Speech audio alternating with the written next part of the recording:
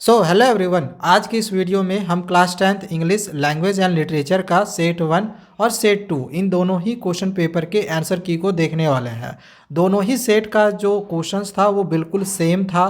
तो तुम एक ही सेट से मैं तुम्हें यहाँ पे बताऊंगा तो तुम सेट 2 से भी मिला लेना। सेम क्वेश्चंस दिया गया है, कोई भी क्वेश्चन इधर उधर नहीं है। ठीक है, तो अपना आंसर को मिला लेना। मेरे पास फिलहाल सेट 3 आया नहीं है कि सेट मैंने देखा भी नहीं है कि सेट 3 का क्वेश्चन कैसा है। अगर सेट 3 का भी सेम क्वेश्चन होगा तो अपना आंसर की मिला लो। एग्जैक्ट यही आंसर होगा, एक भी आंसर यहाँ से मैं तुम्हें गलत नहीं बताने वाला हूँ। सारा आंसर जो है बिल्कुल सही सही तुम्हें करवाने वाला हूँ। तो देखो, सबसे पहले जो सबसे फर्स्ट क्वेश्चन पूछा गया था, इसमें बोला गया था कि which of the following statements best summarises the author's views about chat GPT. अब चैट जीपीटी को लेकर ऑथर का जो सबसे बेस्ट समराइज किया गया है, ऑथर ने सबसे बेस्ट समराइज जो किया हुआ है वो तुम्हारे अनुसार क्या है ये तुम्हें बताना है। तो देखो, तुम अगर पैसेज पढ़ोगे तो स्टार्टिंग में ही फर्स्ट लाइन में ही आंसर ये चीज़ जो है यहाँ पर दिया गया है। ठीक है, ये फर्स्ट वाला का आंसर यहाँ पर ही दिया गया है। तो इसका जो राइट आंसर होगा ये तुम्हारा ऑप्शन डी होगा कि it can only search but not research. ये चीज़ दिया गया है फर्स्ट लाइन में ही और फर्स्ट सेंटेंस में ही दिया गया है। सेकेंड वाला ये जो क्वेश्चन पूछा गया था इसमें 40 वर्ड्स में हमें आंसर लिखना था। ठीक है, इसमें बोला गया था क्या कि what did the professor suggest to the authors question of how he could publish his research journal. तो इसका देखो सेकेंड वाला के भी आंसर तुम्हें यहाँ पर मिल जाएगा। देखो यहाँ पर देखो क्वेश्चन दिया गया है how can I publish an article in research journal. तो इसका आंसर देखो ही आंसर लिखा हुआ है ना, इसका आंसर हम लोग यहाँ से सिंपली यहाँ तक लिख देंगे, कोई प्रॉब्लम नहीं है। ये एग्जैक्ट आंसर होगा, कुछ भी करने का और एक्स्ट्रा हमें यहाँ पर ज़रूरत पड़ेगा ही नहीं। थर्ड क्वेश्चन यहाँ पर पूछा गया था कि डिपेंडेबल का मतलब चलो रिलायबल होता है, तो रेशनल का मतलब क्या होगा, तो ये लॉजिकल होता है। ठीक है, बिल्कुल करेक्ट आंसर है, एक जरा सा भी कहीं गलती नहीं होगा। अगला क्वेश्चन नंबर 4 था कि mention one basic difference between the right up of chat GPT and authors research article. तो इसके बीच में, इन दोनों के बीच में एक हमें डिफरेंस लिखना था। तो इसका जो भी डिफरेंस है ये देखो साफ साफ यहाँ पर मिल जा रहा है। The difference between the right up of chat GPT and my research article is, अब यहाँ से आंसर हो जाएगा कि the former is mayor summary. हो गया भाई, बहुत ही ईजी आंसर था। ठीक है, नेक्स्ट आगे जो ये क्वेश्चन नंबर 5 है ये पैसेज में पढ़ोगे तो इसका भी आंसर तुम्हें मिल जाएगा। आंसर में होगा ओरिजिनलिटी एंड डेप्थ। ठीक है, क्वेश्चन नंबर 6 है, यहाँ पर क्या फील होगा, तो ये फील हो जाएगा स्पीड। ये भी पढ़ लेना, ये भी मैंने पढ़ा है, आंसर मुझे बहुत ही ईजिली मिल गया है।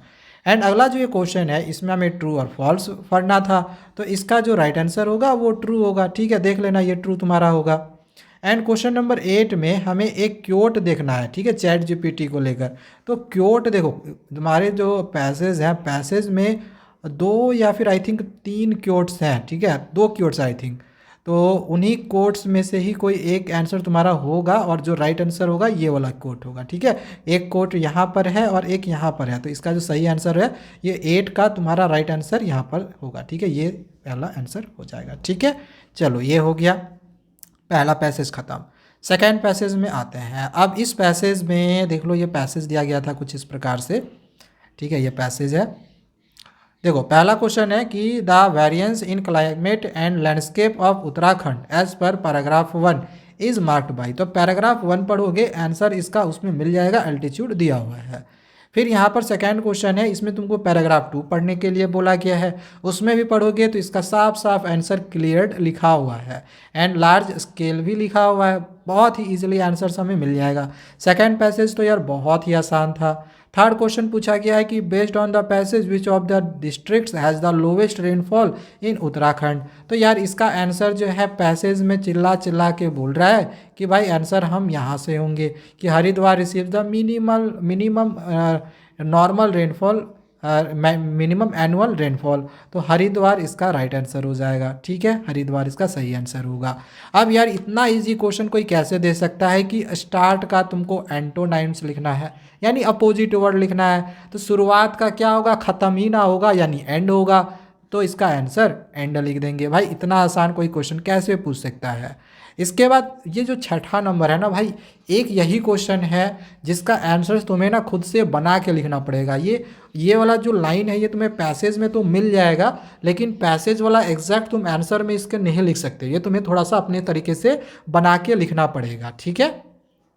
क्वेश्चन नंबर ये जो 6 था इसका आंसर तुम्हारा ऑप्शन डी होगा, क्योंकि देखो सेम क्वेश्चन पूछा गया है कि कौन से दो डिस्ट्रिक्ट्स में मैक्सिमम और मिनिमम रेनफॉल होता है। तो यहाँ पर देखो मिनिमम वाला अभी हमने क्या पढ़ा, हरिद्वार, तो मिनिमम वाला हरिद्वार होगा यार, तो मैक्सिमम वाला बागेश्वर होगा, चेक कर लेना। तो right answer simply option D होगा। अब ये वाला क्वेश्चन नंबर जो 7 है इसका भी आंसर तुमको मिल जाएगा, पैसेज में देख लेना, ठीक है, बहुत ही ईजिली तुमको मिल जाएगा। अगला क्वेश्चन नंबर 8 है कि जो भावर है ये कैसे बना है, तो भावर वाला भी आंसर तुमको मिल जाएगा, कैसे भाई भावर बना है, ठीक है। भावर कैसे बना है, तो ये लो यहाँ पे इसका आंसर तुमको मिल जाएगा, ठीक है। ये तुम्हारा 7 वाला का आंसर था असर्शन रीजन वाला का, ठीक है ना। भावर वाला यहाँ पर नहीं है, ऊपर होगा, चेक कर लेते हैं।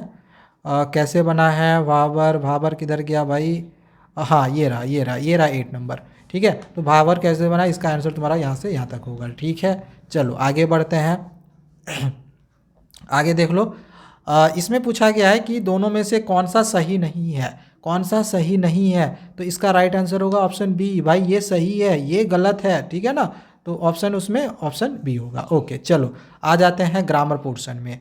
तो भाई ये जो ग्रामर का थर्ड का पहला क्वेश्चन है इसका आंसर तुम्हारा इन्वेंटेड होगा, इन्वेंट से नहीं होगा, इन्वेंटेड होगा, ठीक है। क्यों भाई इन्वेंटेड क्यों होगा, यार वाज है, पास्ट टेंस में दिया गया है ना, तो इन्वेंटेड ही होगा ना पास्ट टेंस में आंसर। अब इसका रिपोर्टेड स्पीच करना था, तो भाई बहुत इजी क्वेश्चन है, जो रिपोर्टेड स्पीच हमने करवाया हुआ था सेम वही क्वेश्चन आया हुआ है। इसका आंसर हम लोग लिख देंगे, Rahil asked Somil which movie they were going to watch, ठीक है।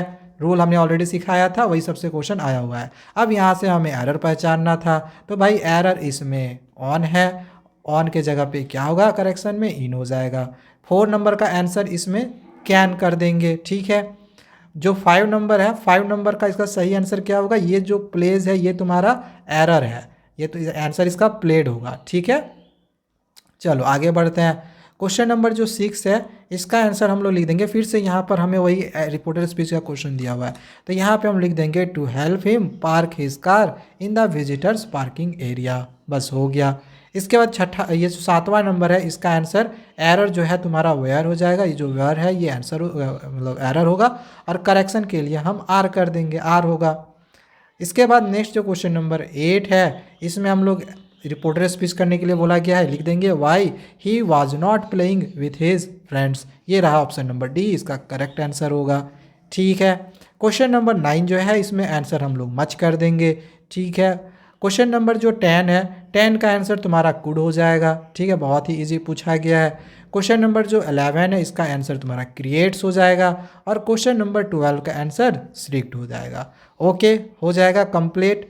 अब भाई राइटिंग स्किल्स के जो क्वेश्चन है ये तो मैं तुम्हें फिलहाल यहाँ बता नहीं सकता, बट क्वेश्चन इजी था। इसमें तुम्हारा लेटर जो है वो डायरेक्टर ऑफ म्यूनसिपल कॉरपोरेशन के पास लिखने बोला गया था, और इसमें जो 1 मिनट इसमें नीचे में डायरेक्टर ऑफ म्यूनसिपल कॉरपोरेशन के पास लिखने के लिए बोला गया था, और यहाँ पर तुमको जो एडिटर है उसके पास लेटर लिखने के लिए बोला गया था।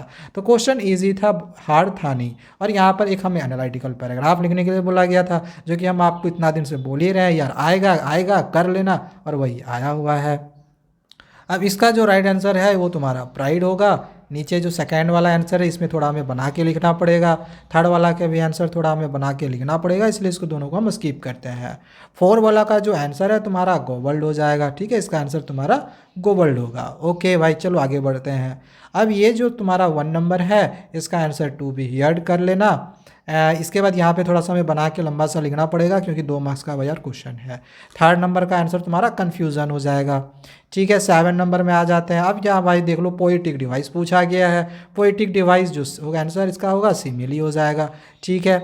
नेक्स्ट आगे बढ़ते हैं। अब इसमें बोला गया है कि कस्टर्ड का किस प्रकार का इमेज ऊपर में जो पोयम है उसमें दर्शाया गया है। तो कस्टर्ड कैसा था, एक डरपोक था, यानी कावर्डली था, कावर्डली लिख देंगे आंसर हो जाएगा। यार बहुत इजी क्वेश्चन जो है पूछा गया है। अमंडा वाला ये क्वेश्चन था, इसका आंसर तुम्हारा सी वाला हो जाएगा, ठीक है। तो बस इतना ही है, बाकी इसमें कुछ लॉन्ग आंसर्स है, इस वजह से मैं इसको नहीं करवा रहा हूँ। बाकी ये सब तो यार क्वेश्चन ईजी है, बहुत ज़्यादा हार्ड था नहीं। ए लेटर टू गॉड से क्वेश्चन पूछा गया है, यहाँ नेल्सन मंडेला से दिया गया है, ये टाइगर इन द जू से दिया गया है, मैडम राइड द बस से दिया गया है, ठीक है, ये कुर्ग से दिया गया है। यह बहुत ईजी क्वेश्चन था, बहुत ईजी क्वेश्चन था, ठीक है। इसके बाद यहाँ पर ये जो क्वेश्चन तुम्हारा भोली से दिया गया है, ये नेकलेस से है, ये द थिप्स स्टोरी से है, और यहाँ फिर से फर्स्ट फ्लाइट और मैडम राइड्स द बस दोनों से मिला के क्वेश्चन है। यहाँ पर how to tell wild animal से क्वेश्चन दे दिया है, एंड यहाँ से फिर तुम्हारा वोली वाला चैप्टर से क्वेश्चन दे दिया, और ट्रम्प फॉर सर्जरी से दिया है। बस कुछ खत्म हो गया। बस हमें क्या करना था, क्वेश्चन को पढ़ना था और सही से आंसर्स को लिख देना था। ईजी क्वेश्चन था, बहुत आसान था।